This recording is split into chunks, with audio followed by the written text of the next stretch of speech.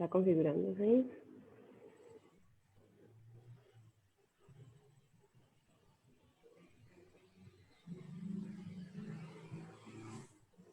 Buenas noches. Muchas gracias por acompañarnos en este Facebook Live que tenemos el día de hoy. Les saludamos desde Integrativa. Mi nombre es Diana Castro. Soy una de las psicólogas y directoras de la clínica. Integrativa es una clínica que trabaja servicios de educación y psicología. Atendemos población desde los más pequeñitos hasta población adulta mayor en las diferentes especialidades en las que hemos trabajado ya por varios años. El día de hoy vamos a hablar de varias especialidades que nosotros trabajamos. La psicología clínica enfocada en niños y adultos, la psicología también de terapia familiar y terapia de pareja, así como la psicología especializada en temas de clínica y salud. El día de hoy estamos con Maricruz Coto, que es nuestra especialista en familia, y Dagoberto Solano, que es nuestro especialista también en temas de clínica y salud. Esperamos el día de hoy contribuir con algunas de las observaciones y conclusiones que hemos llegado en nuestro trabajo, en el cual hemos tenido que acompañar a niños, adolescentes o a familias, ¿verdad? En todo este proceso de transición, en todo este proceso de cambio de vida que hemos tenido que llevar a través de, ¿verdad?, las medidas sanitarias por el COVID-19. Entonces empezamos y esperamos podamos tener una interacción bastante agradable el día de hoy. Mari.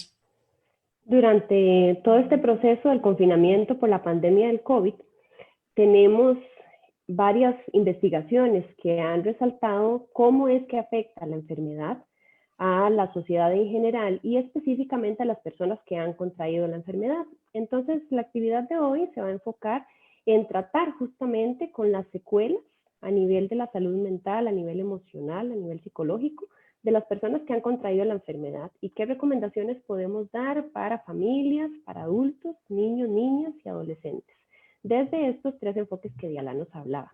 Entonces, vamos a empezar con la participación de nuestro compañero Dagoberto, que nos va a hablar un poco sobre lo que él ha visto en la clínica y también contarles que esta actividad surge porque hace poco un estudio, que es como el más reciente, a pesar de que en toda la pandemia hemos tenido varios datos de diferentes investigaciones, este es el más reciente y se publica en una revista de psiquiatría y dice que 1 de cada 5 pacientes desarrolla una enfermedad mental y que claramente personas que han tenido antecedentes de enfermedades mentales y después padecen COVID tienen un porcentaje altísimo de que estas enfermedades se detonen de una forma más crónica o más grave.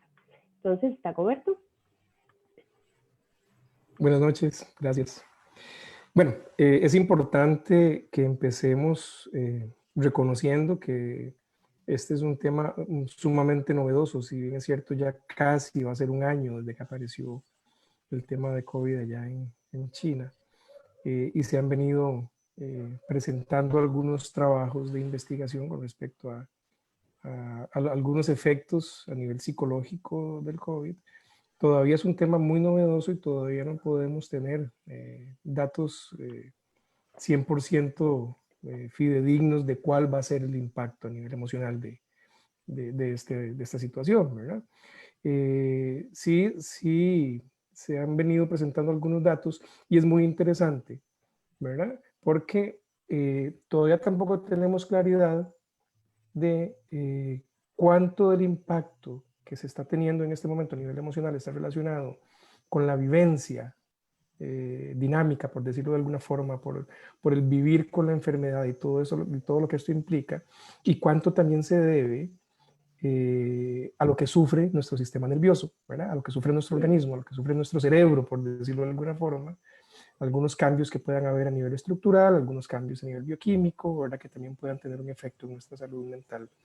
Entonces, primero creo que es empezar reconociendo que los datos todavía son escasos y que queda muchísimo por investigar de ahora en adelante con respecto a esto y muchísimo trabajo por hacer desde salud mental. Parte de lo que estaba leyendo y revisando de algunos estudios en diferentes lugares apuntaban de que al tema del COVID se le ha dado prioridad a la atención física, ¿verdad? A resguardar la vida, a salvar la vida de las personas, y en menor medida se le ha puesto atención al tema de salud mental, ¿verdad? Entonces, hasta cierto punto, ha sido un tema que ha quedado en segundo plano y no todas las personas que han experimentado el diagnóstico han tenido una atención oportuna o una atención la mínima necesaria para poder hacerle frente a esto, ¿verdad? En Costa Rica, si bien es cierto, se está intentando brindar atención psicológica a los pacientes con COVID, lo cierto es que muchas de las personas han experimentado la soledad en este proceso, ¿verdad? Creo que este es uno de los primeros efectos que se tiene al tener el diagnóstico, ¿verdad? Mucho de lo que nos reportan las personas con un diagnóstico positivo es una sensación de soledad por el aislamiento que tienen que experimentar, ¿verdad? En algunos casos incluso por el estigma, ¿verdad? Que también se teje alrededor de esto.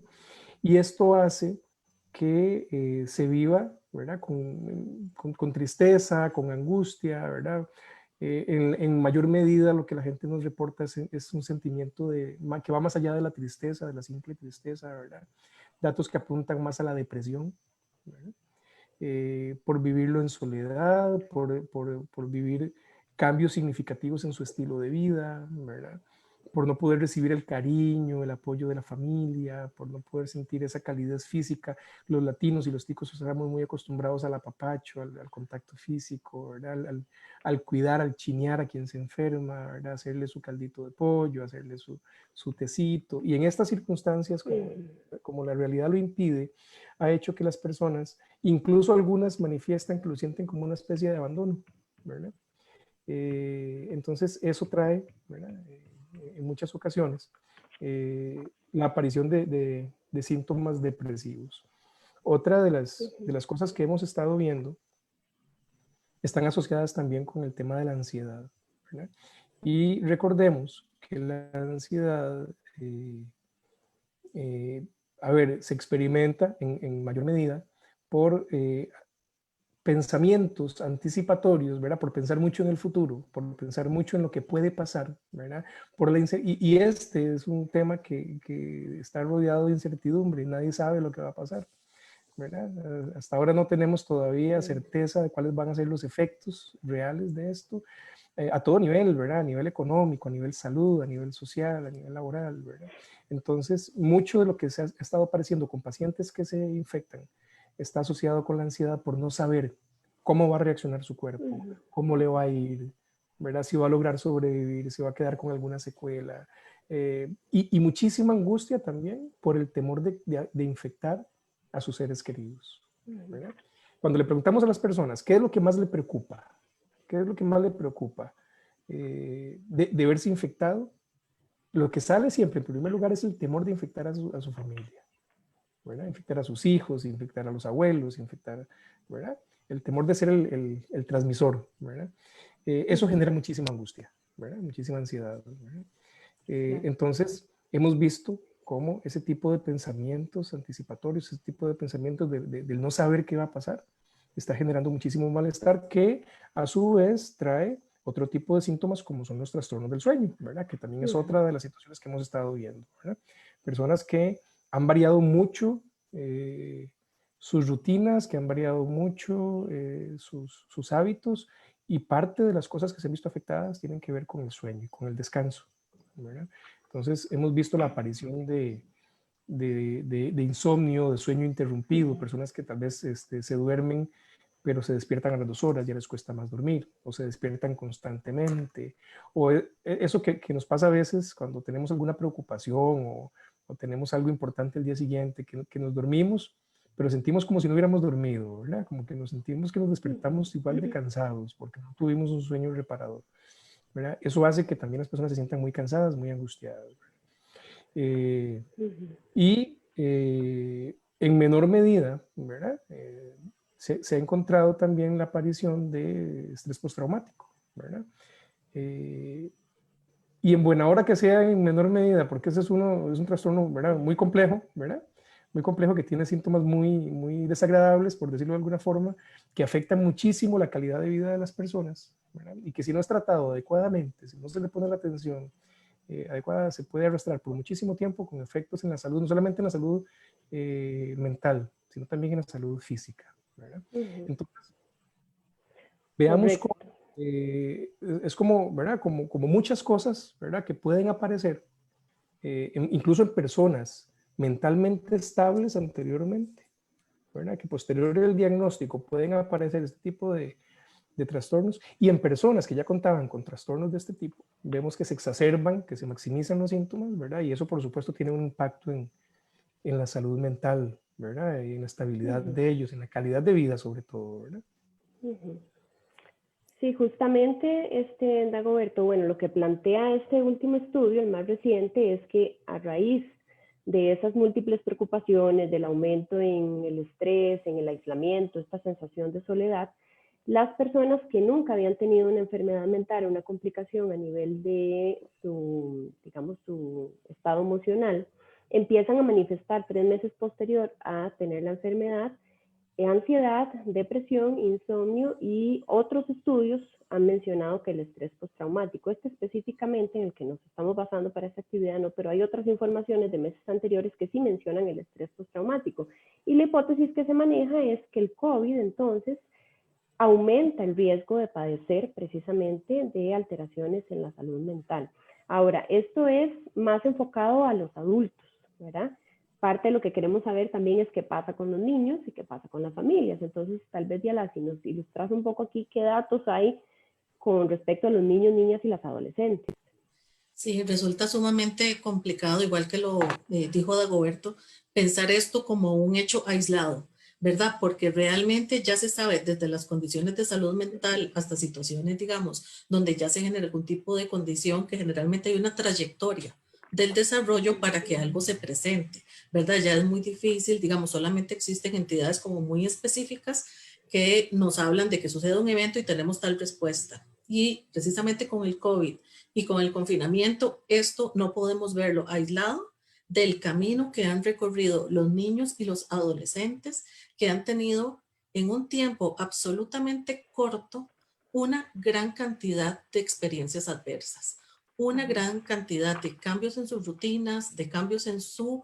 en los hábitos de vida que ellos tenían, en ir a la escuela, salir al recreo, ¿verdad? Estar con sus compañeros, etcétera. Ya sabemos, ¿verdad? La cantidad de cambios que han tenido que vivir los niños y los adolescentes. Entonces, como yo les compartí ahora, es como nos dicen que hay un peligro, nos dicen que hay un peligro, nos preparan para el peligro. Entonces hemos venido preparando desde los más chiquititos, ¿verdad? Hasta los adolescentes para que cambien sus rutinas a nivel de higiene, sus rutinas a nivel de salud, ¿verdad? Para que puedan protegerse a sí mismos y proteger a otros. Y eso tan temido, por lo cual tuvimos que quedarnos en casa, tuvimos que no ir a la escuela, tuvimos que no salir con los amigos, en el caso de los adolescentes, ¿verdad? Pudimos no ir a pasear, no ir a los parques, eso, por lo cual hicimos todas esas medidas.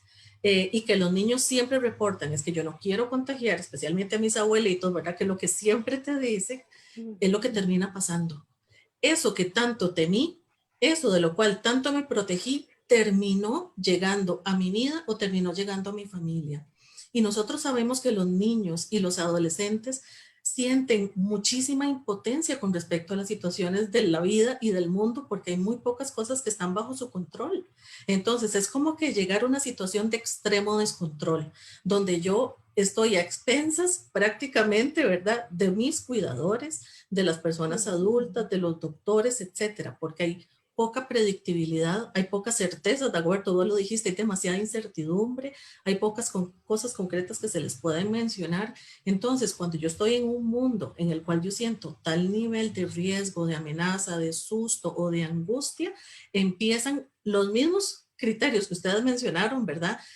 La depresión, la ansiedad. En niños se reporta más alto el trastorno por estrés postraumático, y también los problemas del sueño, ¿verdad? Entonces, eso es lo que nos reportan las familias, eso es lo que vemos también a nivel de investigación.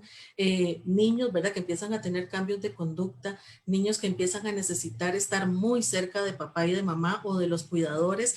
Imaginémonos, son la única base segura o el único refugio seguro que en ese momento tienen los chicos para sentir que de algo tengo control, para sentir que alguien me está protegiendo, que alguien me está cuidando y que yo estoy seguro, porque la seguridad es clave en la salud mental de los niños, niñas y adolescentes.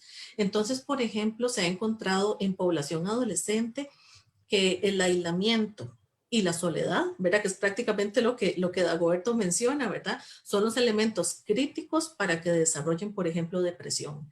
Y sabemos que ese aislamiento y esa soledad no solamente se dio por el contagio de COVID, ese fue como el episodio más agudo, pero vino antecedido, ¿verdad? Por meses donde precisamente se venía aislando, ¿verdad? Y de alguna manera teniendo todo este distanciamiento con respecto a sus pares, con respecto al colegio o con respecto a otros grupos a los cuales asistían.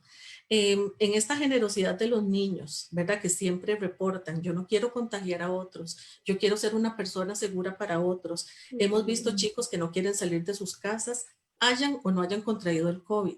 Y cuando lo han contraído, en muchas ocasiones esto se ha visto incrementado. Entonces son niños que empiezan a desarrollar un temor muy exacerbado para salir de sus casas y tener contagio con otras personas también.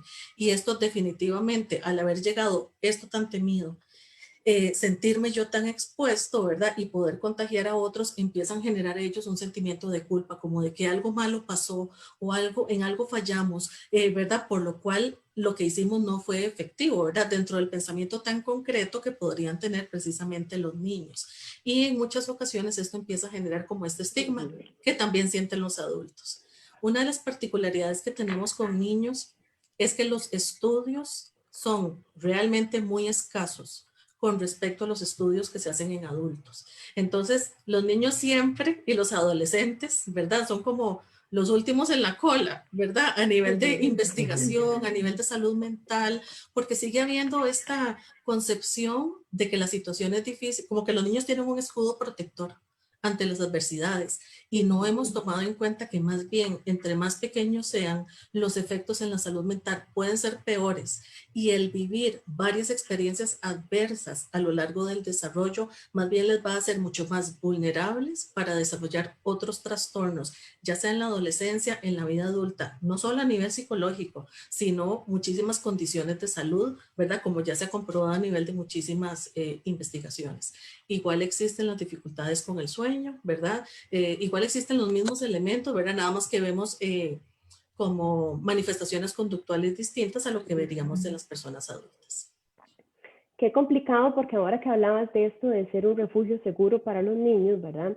Yo que atiendo en el área de familia y de pareja, pues los estudios no son para nada específicos, o sea, hablan sobre los efectos en adultos, pero no hacen agrupaciones, entonces no hablan de cómo afecta a la pareja ni cómo afecta a la familia, esto es algo que uno deduce y pues que he visto en consulta.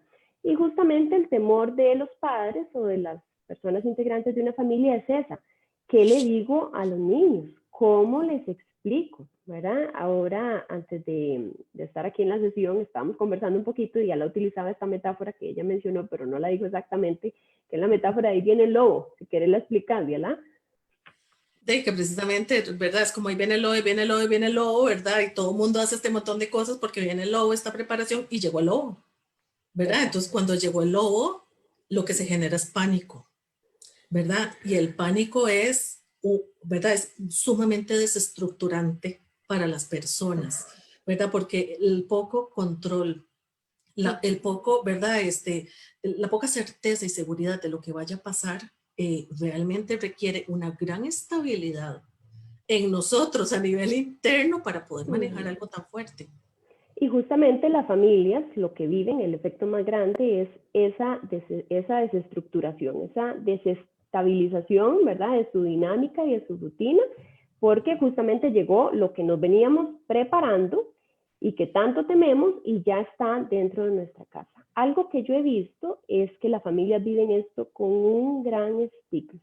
La mayoría de personas que se ha contagiado no cuenta que tiene una persona enferma en su grupo, en su núcleo familiar.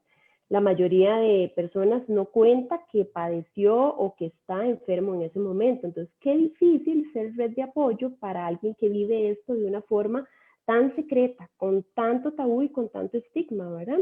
Y mucho del estigma está dado porque las personas que ya han salido de la enfermedad también han reportado, bueno, es que yo conté que había pasado por el COVID y la gente no se me quería acercar, como si yo lo fuera a contagiar aún ya habiendo superado la enfermedad.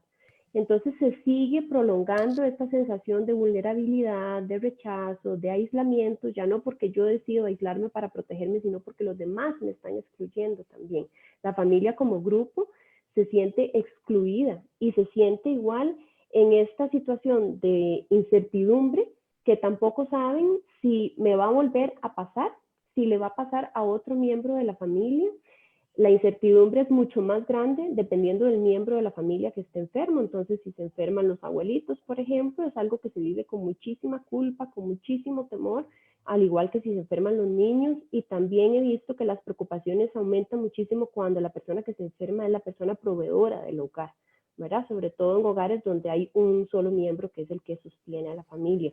Entonces, son situaciones que generan mucho desamparo, una sensación todavía más fuerte de aislamiento, de soledad, ¿verdad? Como que refuerza esta sensación de que solo me pasa a mí y que se vive con mucha culpa. Este solo me pasa a mí es curioso porque en las noticias vemos, o uno puede observar, ¿verdad? Donde van aumentando los números y sin embargo se vive así, de una forma muy solitaria, porque no le cuento a nadie, porque si lo digo entonces me rechazan, y entonces tengo la culpa de que me pasó a mí porque yo no me cuidé suficiente, porque yo tuve que salir a trabajar, porque yo hice esto mal, porque no me aguanté y hice algo que tal vez se me fue en ese momento, ¿verdad? Algo que claramente no es intencional y sin embargo a la hora de estar contagiados, los mismos miembros de la familia tienden a culpabilizar a esa persona que se enfermó.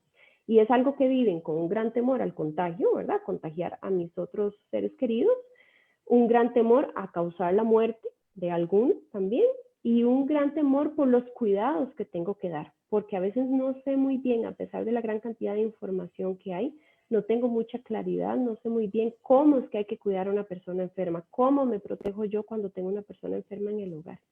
Esto es como los datos más relevantes que he podido recabar de lo que he leído y de los pacientes, porque como les digo, a nivel de estudios no hay nada específico sobre cómo se vive a nivel familiar ni a nivel de pareja. Sí, a nivel de pareja, cuando hay niños, vuelvo a lo que decía Diala, hay mucho estrés y mucha preocupación sobre cómo explicarles y sobre cómo mantenerlos a salvo cuando hay alguien que está enfermo dentro de la casa. Claro, y es que algo importante también de lo que estás mencionando con respecto a cuando es el proveedor, o hablemoslo así, no necesariamente el proveedor, sino tal vez la figura central de la casa, porque igual puede ser también una figura que no sea la proveedora, pero que es el centro de la casa, la que organiza la casa, ¿verdad? La familia, etc. A ver, generalmente siempre hay una figura que es la que le da estabilidad al resto, hay una figura que es la que le da el soporte al resto, ¿verdad? Que siempre es como esa figura fuerte, estable, ¿verdad? Siempre ecuánime, ¿verdad? Y ahora que escuchaba yo a Diana hablar de los niños y bueno, cómo también nuestra estabilidad como adultos afecta positiva o negativamente a los chicos, ¿verdad? Cuando algo pasa, cuando alguien dice algo que puede generar susto, vemos cómo los chicos nos vuelven a ver a los adultos, a ver cuál es nuestra reacción y a ver cómo tengo que reaccionar yo. Entonces, quien está acostumbrado a hacer ese soporte, ¿verdad? Quien está acostumbrado a estar ecuánime y a darle la contención al resto de la familia, de pronto no sabe qué es lo que va a pasar. De pronto es el que se enferma. De pronto también tiene miedo, también se asusta, ¿verdad? Y como consecuencia se transmite esa ansiedad, se transmite esa angustia, esa tristeza, esa incertidumbre al resto de la familia. También es, ¿verdad? Un golpe muy fuerte a lo que se considera que es mi rol dentro de la familia. Si yo soy el llamado, ¿verdad? A hacer el soporte y de pronto no puedo serlo, ya no puedo contener a la familia, pero tampoco hay quien me contenga a mí, ¿verdad? Eso nos deja como en un vacío, ¿cierto? Nos deja como en una posición en la que no sabemos cómo reaccionar, ¿verdad? Y sabemos que tiene un impacto también, porque parte de lo que la gente me ha mencionado es, ¿verdad? Ya no puedo hacer lo que tengo que hacer, ¿verdad? Ese duelo, ¿verdad? Por no poder seguir cumpliendo el rol, ese duelo por no poder contener a la familia, también se vuelca en contra nuestra porque nos damos cuenta y es un golpe, ¿verdad? De realidad, de darme cuenta de que también soy vulnerable, ¿verdad? Y de que eso también me puede afectar a mí, ¿verdad? Entonces, al fin y al cabo, el sentirse vulnerable no es agradable para nadie, ¿verdad? El sentir que algo me puede pasar, ¿verdad? Cuando yo soy el centro del hogar, ¿verdad? Me hace darme cuenta de la fragilidad que tenemos como seres humanos, ¿verdad? Que hasta cierto punto para algunas personas es muy difícil de manejar y le genera mucha también, ¿verdad? Como mucha tristeza, ¿verdad? Darse cuenta de que, si bien es cierto, siempre he venido cumpliendo el rol a cabalidad, puede llegar el momento en que ya no lo puede hacer, ¿verdad? Entonces es algo complejo para mucha gente, ¿verdad? Y el impacto, ¿verdad? Que ahora yo escuchaba a Adela, yo decía, claro, ¿verdad? El impacto de mi vulnerabilidad, mi angustia, mi inestabilidad, cómo se transmite también a los chicos, ¿cierto?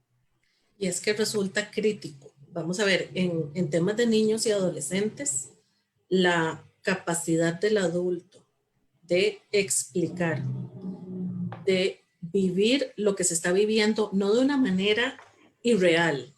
Cuando nosotros tenemos una situación como esta, hay preocupación, hay angustia, hay impotencia y muchos otros sentimientos que típicamente nosotros los hemos vivido como de manera un poco desagradable, ¿verdad? Y en muchas ocasiones tenemos mecanismos para evitar distraernos y no vivir estos sentimientos porque tratamos de taparlos, de que pasen rápido y en el caso de los niños eso se vuelve una costumbre muy cotidiana. Entonces, los niños se van a sentir tristes, se van a sentir con miedo, van a sentir angustia, van a sentir impotencia, o sea, van a estar expuestos a emociones que para todas las personas son difíciles, pero para ellos aún más. Y nosotros no podemos pretender organizar la experiencia, ¿verdad? Que significa acompañar a los niños, explicándoles qué es lo que está sucediendo, que vamos a hacer todo lo que está en nuestras manos, que los vamos a acompañar todo lo que podamos, tratando de ocultar esas emociones, tratando de ocultar la vulnerabilidad. La vulnerabilidad hay que transitarla. Y con los niños hay que acompañarla, hay que validarla, hay que darle nombre. Sí, yo me siento igual que vos. Acompañémonos, ¿verdad? Y veamos qué podemos hacer en este momento con eso que sentimos. Pero no todo es, pongámosle la película, conectémoslos a una videollamada, vamos a jugar para que se distraiga, para que no piense mucho en eso. Nosotros tenemos que aprender a organizar y a sintonizar con los niños, transitando por esas emociones. Porque esta pandemia nos expuso a todos a nuestra fragilidad y a nuestra vulnerabilidad. Y no podemos seguir negando que las cosas dolorosas existan. Y no podemos seguir negando que estamos en un nivel de incertidumbre. Ahora, los chicos que yo he tenido, cuya familia ha estado contagiada y ellos también, incluso algunos hijos de médicos, por ejemplo, que al principio el trabajo que hacíamos con los hijos de los médicos era trabajar el pánico que les daba, que sus papás fueran a los hospitales y entonces sus papás se contagiaran y murieran, ¿verdad? Porque el temor llegaba a ese extremo. No solamente contagiar a los abuelos, por ejemplo, era que sus propios papás no llegaran a la casa. Entonces, imagínense lo que estos chicos sentían a ciertas horas del día, que eran las horas típicas en que llegaban los papás. Y además llegan a hacer una serie de protocolos, ¿verdad? Precisamente para cuidar todos los elementos de salud. Entonces, cuando he tenido este tipo de experiencias, pero tenemos estos papás que logran explicarle a los chicos lo que puede pasar, lo que está sucediendo, cómo también, digamos, todo el sistema del cuerpo lucha y combate para poder volver a la salud, ¿verdad? Que si seguimos estas normas y estas reglas podemos salir adelante. Y eso sucede, más bien los chicos generan muchísima como resiliencia, ¿verdad? O sea, logran como salir muy bien, ya sea del contagio propio como del contagio de los papás. Entonces, así como yo he tenido niños, ¿verdad? Que ya sea de manera virtual o presencial, hacemos una guerra contra el COVID, ¿verdad? Y entonces le hacen de todo al COVID, ¿verdad? Lo dibujan, lo hacen en diferentes, lo hacen con diferentes materiales y hacen literalmente una matanza, ¿verdad? Porque lo que quieren es destruir el COVID, porque este COVID nos vino a arruinar la vida. Entonces, el poder de los niños expresar eso, ¿verdad? Fue sumamente positivo. Pero también tenemos otros que es como, bueno, es que ya sabemos cómo vencerlo, ¿verdad? Es que ya sabemos lo que tenemos que hacer. Entonces, más bien tienden a empoderarse. Pero eso fue solamente a través de papás o de cuidadores, ¿verdad? Que lograron hacer esa transición de eso tan peligroso a algo que nosotros ya conocemos un poco más y que nosotros ya sabemos, ¿verdad? Dentro de todo lo que está en nuestras manos, cómo podemos irlo combatiendo. Claro, en este sentido, uno lo que piensa es en la necesidad de que el adulto se trabaje o que sea consciente por lo menos de cómo él o ella está transitando esta vulnerabilidad, ¿verdad? Porque cómo poder ofrecer eso a los niños si ni siquiera uno lo tiene. Si hablamos de que el tener una persona enferma dentro de un grupo familiar desestructura, ¿verdad? Estamos hablando de que esto afecta a todos los miembros de la familia, aun cuando sea una sola persona la que está enferma, porque también los estudios suelen señalar los efectos en la salud mental de las personas que han contraído la enfermedad, pero quien convive en el mismo hogar, en las mismas a veces 4 paredes, con esa persona que también tiene la enfermedad, sufre las mismas secuelas como si hubiera estado enfermo, tal vez no en la misma magnitud o en la misma gravedad, pero lo que reportan las personas es: a mi mamá le dio COVID, a mi abuelita le dio COVID, y ella está ansiosa, preocupada de que si se va a morir, y yo todos los días pienso lo mismo, no duermo, tengo depresión. O sea, son las mismas secuelas, es el mismo impacto que tienen, ¿verdad? Y otro elemento que he observado es que creo que todos, las familias y todas las personas, estamos agotados en este momento, ¿verdad? Y lastimosamente, bueno, los estudios hablan de que esta situación de la salud mental le han denominado inclusive como la cuarta ola de la pandemia. La cuarta ola de la pandemia es el problema, el impacto, ¿verdad? Como estas consecuencias que estamos arrastrando a nivel de la salud mental y la huella psicológica que ha dejado el COVID y que todavía falta. Entonces, o sí hay que aprender a transitar en esta vulnerabilidad y hay que desarrollar resiliencia y adaptación al cambio para saber que todavía nos queda un largo camino por recorrer. Y es que, a ver, si ya vos lo mencionabas, Maricruz, del estigma que existe en torno a ser positivo, ¿verdad? A tener un diagnóstico positivo y no querer que la gente se dé cuenta, mayor el estigma social que existe también en el desarrollo de alguna patología psicológica, ¿verdad? Nadie quiere reconocerlo, ¿verdad? Nadie quiere reconocer que sufre ansiedad, que sufre depresión, que sufre lo que sea. Entonces, imaginemos el impacto a nivel emocional que esto puede tener, no solamente con las personas que han tenido un diagnóstico positivo, que es sobre lo que estamos hablando hoy, pero también sobre la gente que ha sufrido cargas extremas de estrés por situaciones económicas, por situaciones laborales, por la situación política, por diferentes situaciones. Esto a mediano plazo, a largo plazo, no sabemos cuáles van a ser las consecuencias que vamos a nosotros acarrear. Los chicos, a ver, con respecto al tema incluso de quedarse en casa, los cambios a nivel académico y lo que se vislumbra en adelante, porque nos venden mucho la idea de que esta es una nueva realidad, no sabemos cómo va a ser después, ¿verdad? Y todo el impacto, que si bien es cierto, es mucho más fácil reunirse por internet, mucho más fácil la videollamada, etcétera, el impacto que esto pueda tener a nivel psicosocial, ¿verdad? Todavía no lo conocemos. Entonces, si pensamos en esto y con el estigma que existe y la resistencia de mucha gente a acudir a buscar atención psicológica o atención en salud mental, ¿verdad? ¿Qué puede surgir posterior a esto, ¿verdad? Esta cuarta ola que mencionas, ¿verdad? Ni siquiera, yo creo que ni siquiera podemos todavía pensar en la magnitud de lo que esto puede, de lo que eso puede significar. Lo que sí es cierto es que es muy importante que las personas nos reconozcamos.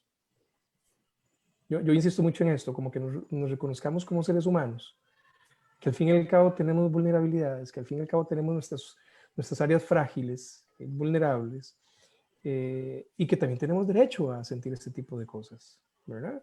Que también al fin y al cabo esto no nos hace personas débiles, no nos hace personas incapaces, no nos hace personas, simplemente que estamos sufriendo una realidad para la cual no estábamos preparados, ¿verdad? Y que definitivamente cuando nuestro estilo de vida, cuando nuestra estabilidad se modifica tan drásticamente en un lapso tan corto, tiene que haber un efecto, ¿verdad? Necesariamente tiene que haber un efecto. Y todos reaccionamos de forma diferente, todos somos diferentes, ¿verdad? Entonces, creo que es importante que, ¿verdad? Como que tengamos también esa compasión con nosotros mismos. Reconozcamos qué es lo que eso está significando a nivel emocional en nosotros, qué es lo que estoy sintiendo, ¿verdad? Y a la hora de reconocerlo, aceptarlo, ¿verdad? Aceptar que está bien que yo pueda sentir esto, que está bien que me esté costando dormir, que está bien que esté un poco más ansioso de lo normal, que está bien, y poderlo abordar a tiempo antes de que se nos convierta en un trastorno ya más difícil de manejar. Porque si yo simplemente me hago de la vista gorda y pienso esto no es nada, ¿verdad? Como popularmente decimos, ¿verdad? Es una pendejada mía, ¿verdad? Ahorita se me quita, se me tiene que pasar, ¿verdad? Esto no es nada. Y lo voy dejando, lo voy dejando, lo voy dejando. No sabemos en qué se puede llegar a convertir, ¿verdad? Se nos hace grande el lobo, ¿verdad? Entonces, es muy importante que desde ahora trabajemos mucho también en la prevención, ¿verdad? Que pensemos desde ahora, porque esto no sabemos cuánto tiempo más vamos a tenerlo y no sabemos, ¿verdad? Cuál va a ser esta nueva famosa realidad. Y tenemos que trabajar mucho en prevenir, ¿verdad? Que se nos haga más grande y que ya después requiramos atenciones mucho más especializadas con todo lo que eso va a acarrear, ¿verdad? Y un elemento importantísimo es que a nivel, digamos, de lo que estamos ya observando, estamos observando papás y familias que se sienten muy sobrepasados por la situación, porque las conductas que están mostrando muchas veces los niños son conductas muy fuertes, ¿verdad? O sea, son conductas de muy poca regulación, conductas donde están, ¿verdad? Con un estado, digamos, de actividad psicomotora muy elevada, donde los padres sienten que sus hijos están en extremos sensibles. Es muy curioso porque hay reportes acerca, digamos, de más, hasta un 90% de padres que reportan cambios conductuales en sus chicos.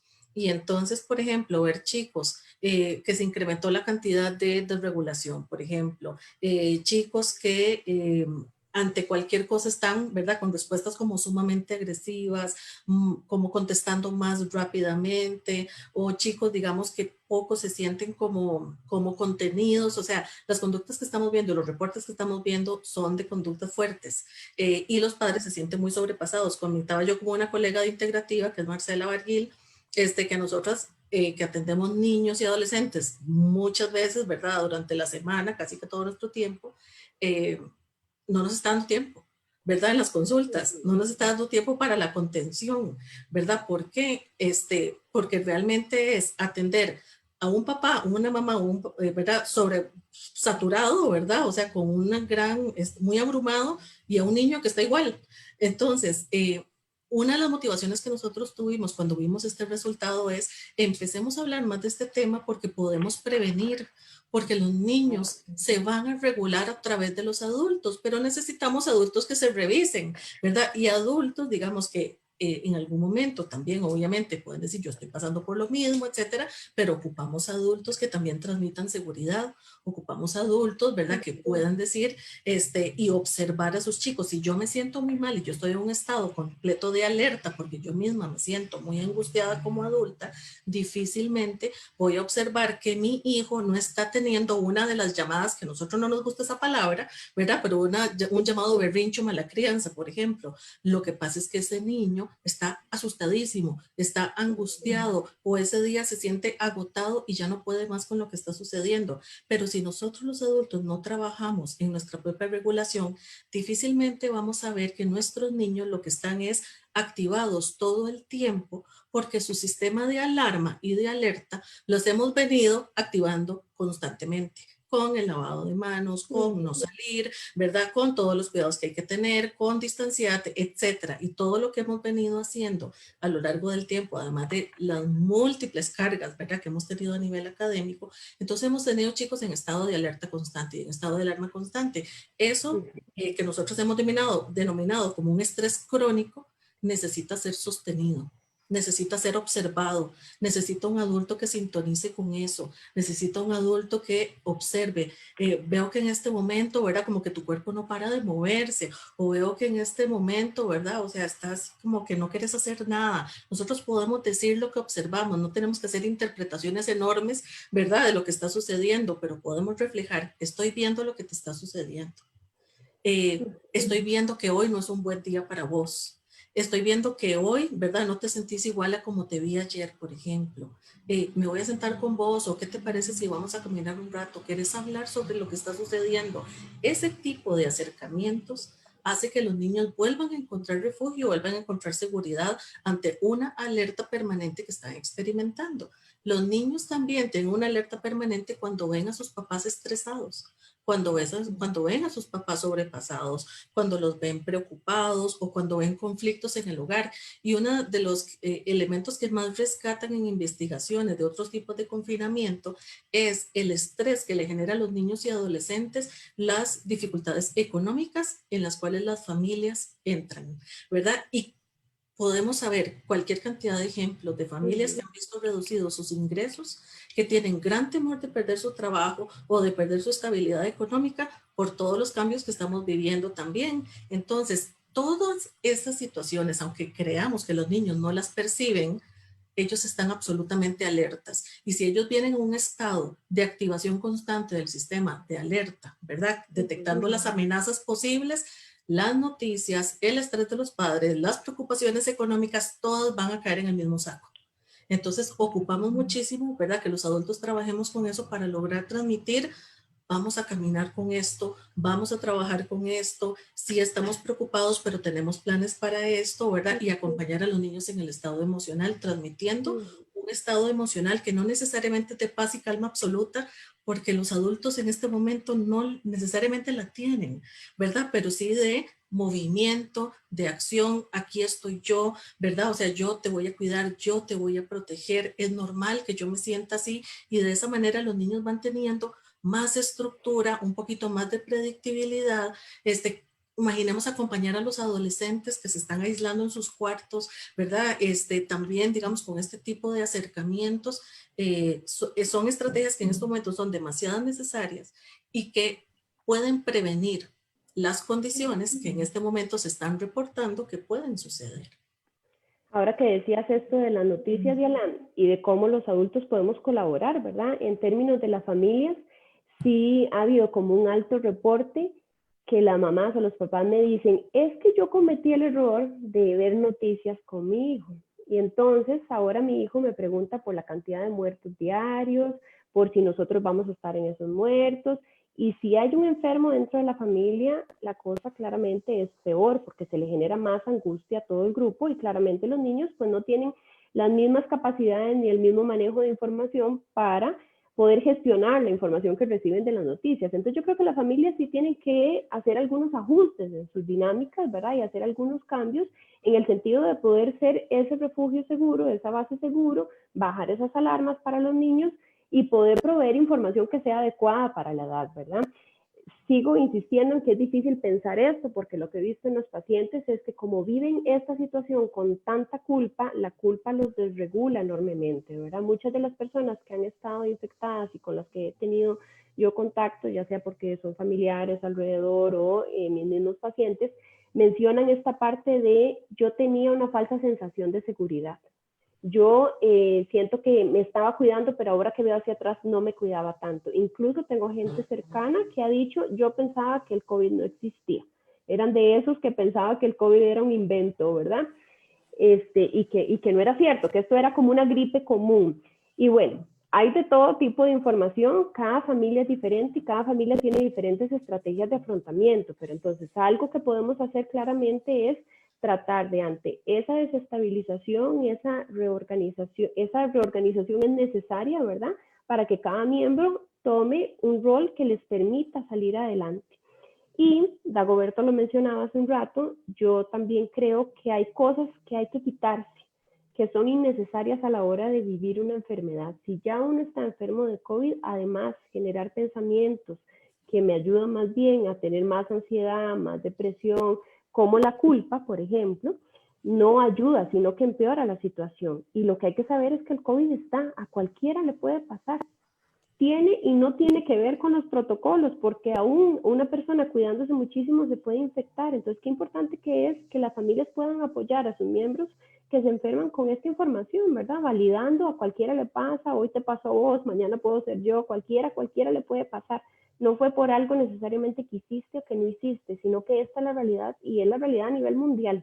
Esta es la incertidumbre y la vulnerabilidad a nivel mundial.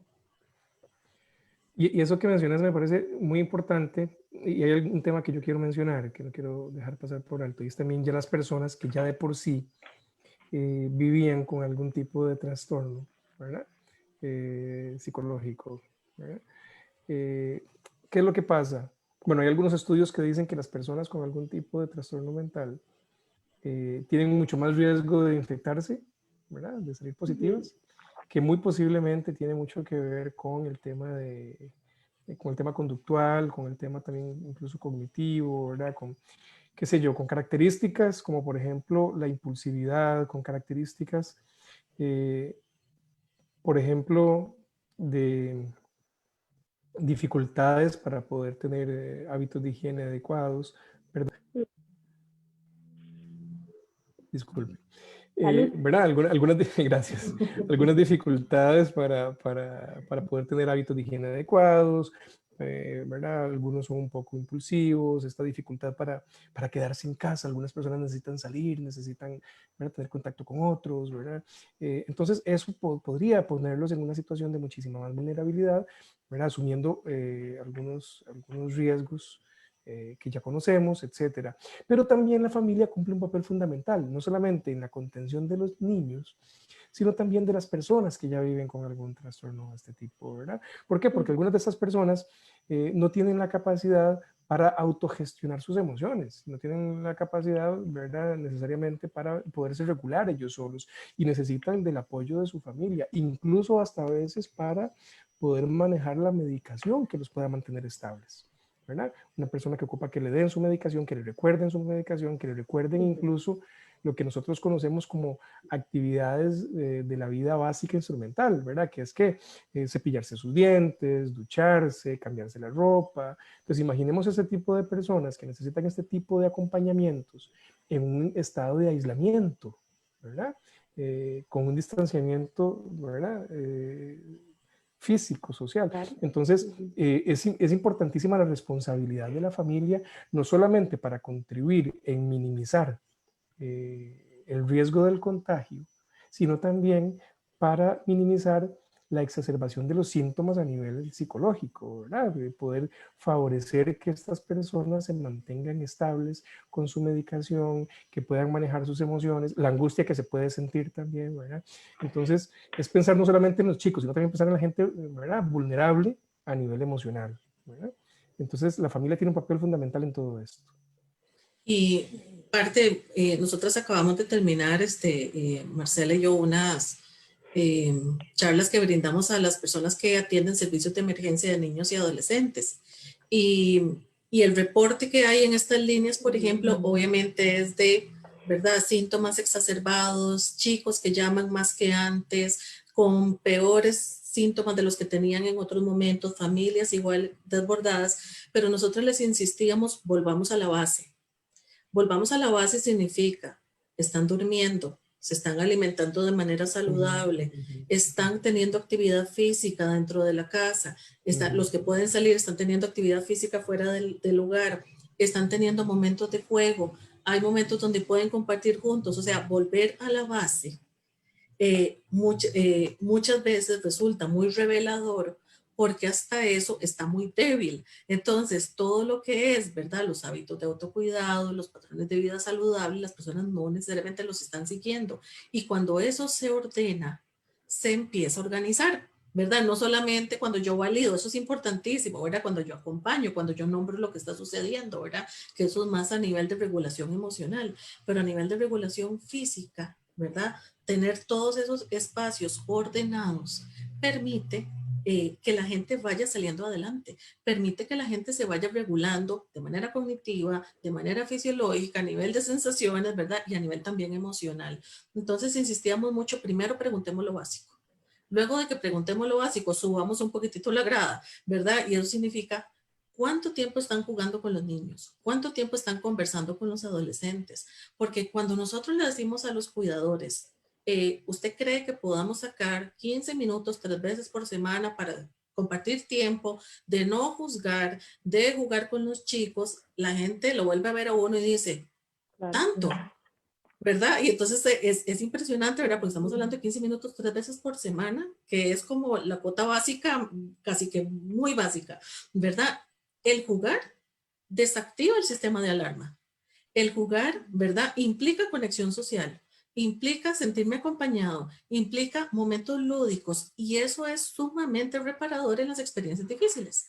Entonces, muchas veces no es que tenemos que andar corriendo para buscar al psicólogo para ver ahora cómo atajamos todo esto.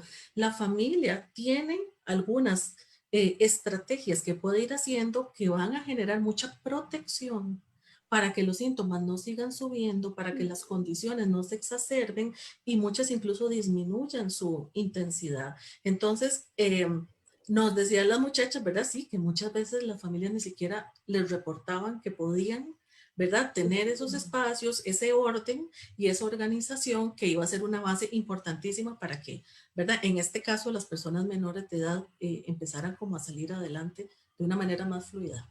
Claro. Si gustan, ustedes ya han venido dando como algunas recomendaciones, tal vez vamos a ir cerrando por cuestiones de tiempo, siempre se nos va rapidísimo el tiempo.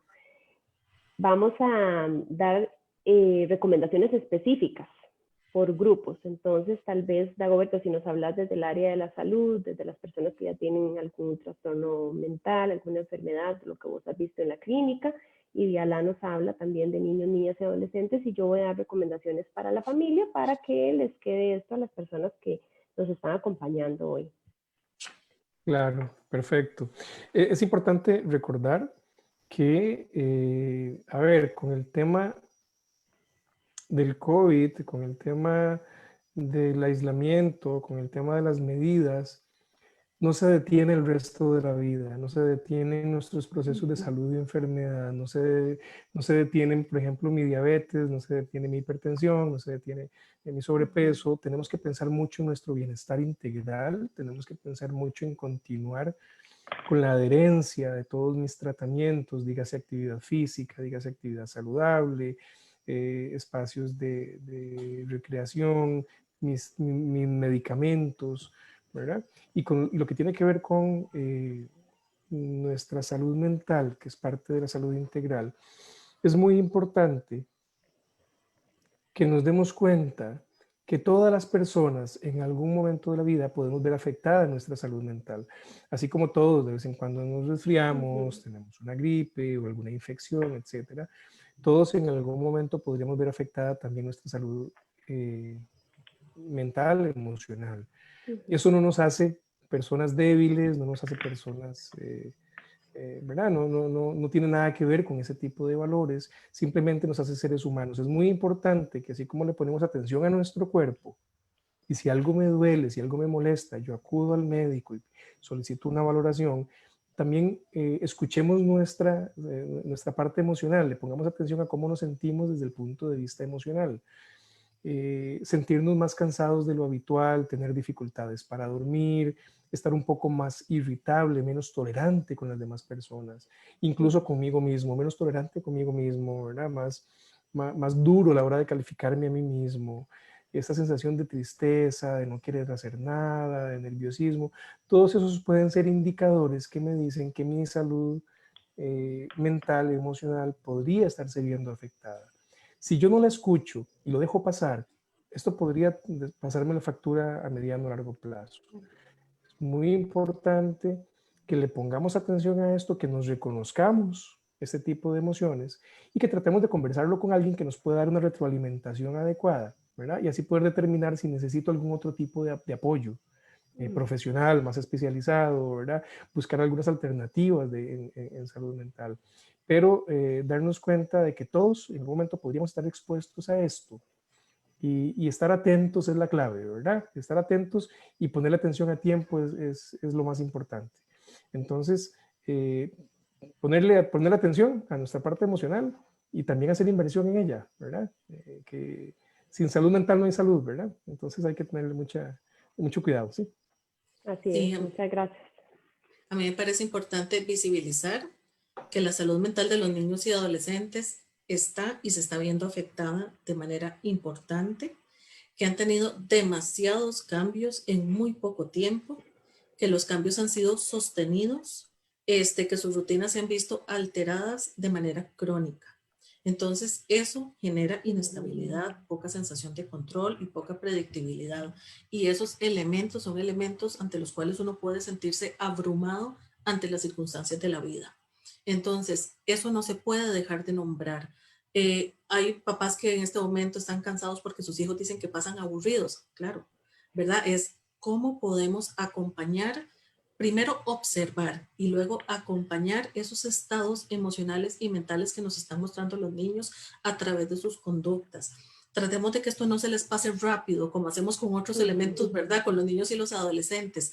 Acompañémoslos, nombremos lo que está sucediendo, validemos sus emociones y digamos, vamos a hacer esto, vamos a ir a caminar un rato, vamos a estar un rato juntos, ¿qué ocupas en este momento? Eso que tenés, eso que sentís en este momento, ¿cómo crees que podemos hacerlo para que se sienta menos fuerte, verdad? No es para que se pase y me sienta feliz otra vez, ¿verdad? Sino es como les dije anteriormente, transitar como por esos momentos. La salud mental infantil tiene que visibilizarse de manera más clara, tenemos que trabajar más con los papás para que también los papás se revisen cómo fueron acompañados ellos en otros momentos de su vida, en situaciones de estrés, en situaciones de incertidumbre, donde había problemas de salud, porque ahí están los guiones internos que uno desarrolló para poder acompañar ahora a los hijos, ¿verdad? Entonces, sabiendo uno, por ejemplo, que tal vez uno no fue muy acompañado, que tal vez a uno, ¿verdad? O sea, y los chiquillos y los adolescentes casi que ni pelota le daban, por ejemplo, o sea, sabiendo esos procesos,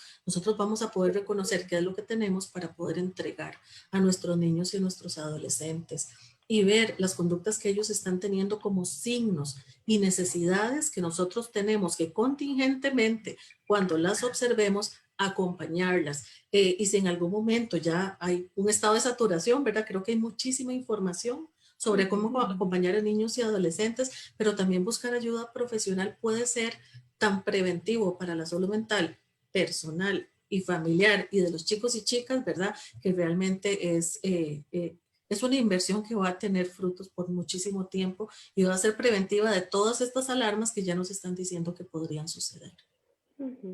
Yo sí quisiera que las familias recuerden que esto afecta al grupo familiar y que es importante reconocerlo como tal, que es una situación de la cual todos vivimos las secuelas, que enfermarse de COVID es algo que le puede pasar a cualquiera y por eso vivir esta enfermedad con la menor cantidad de juicios y de culpa y estigma posible es algo muy importante que puede ayudar muchísimo a la recuperación y también a romper ese silencio, ese secreto.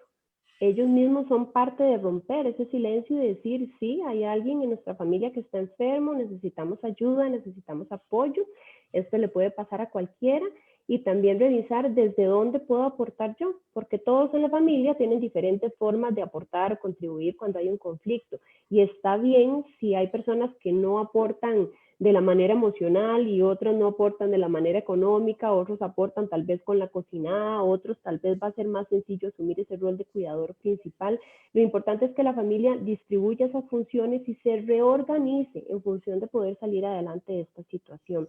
Y en esta reorganización es muy importante no olvidar el apoyo a la persona que se convierte en el cuidador principal, que muchas veces también está abandonado y es el que está un poco más expuesto.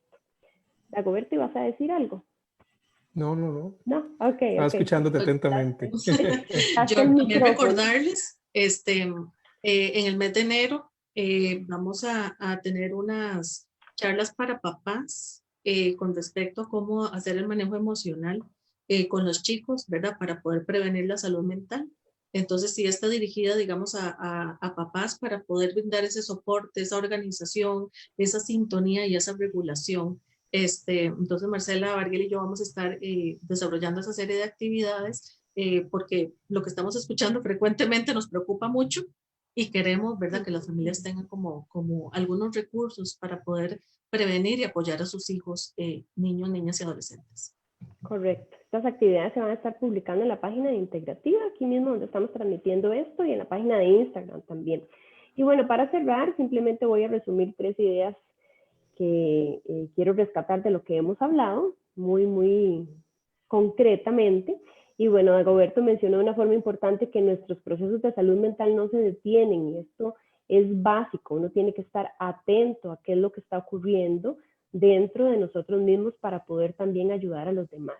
Diana mencionaba que hay que transitar esta vulnerabilidad y con los niños hay que acompañar esa vulnerabilidad. No pensemos en pasar por aquí rapidito como que no sentimos y no dolió, sino que la realidad es que sí duele, que sí hay una sensación de vulnerabilidad y hay que pasar por ahí. Eso es lo que estamos viviendo. Y pues yo agregaría que hay que desarrollar esta parte de la resiliencia, que es la flexibilidad y la adaptación al cambio, aprender a tolerar que el mundo, la realidad en la que vivimos actualmente es de incertidumbre y está bien.